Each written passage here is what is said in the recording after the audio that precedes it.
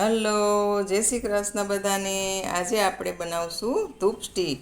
તો ધૂપ સ્ટીક માટે મેં આ રીતે એક છાણું લઈ લીધું છે અને એને ખાંડી અને પછી બધું ચાળી લીધું છે આંખમાં, અને પછી એની અંદર નાખ્યું છે સંતરાનો પાવડર। સૂકવેલા સંતરાનો પાવડર છે, એની બદલે તમે સૂકવેલા ફૂલનો કે કાંઈ પણ ઉપયોગ કરી શકો છો।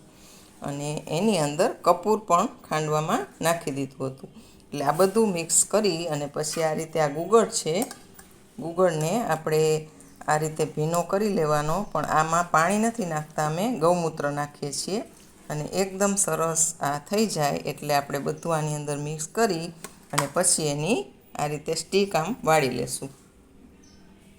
સ્ટીક આપણે કરી લીધી છે। હવે આને આપણે તડકે નહીં મૂકીએ, છાંયે ને છાંયે સુકાવા દેશું। આખા ઘરમાં કરી શકીએ છીએ, તો સંજ્યા ટાણે આ એકદમ એનર્જેટિક છે। અને આ ધૂપથી આપણને ઘરમાં મચ્છર માખી એ પણ નથી આવતું અને પોઝિટિવિટી આવે છે।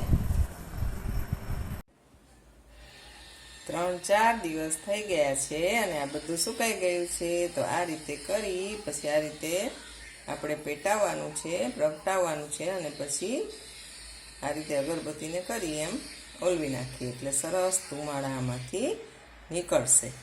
તો એકદમ સરસ પ્રફુલ્લિત વાતાવરણ થઈ જશે અને માખી મચ્છર બધું ભાગી જશે। તો એકદમ સરસ રેડી છે આપણી આ ધૂપ સ્ટીક।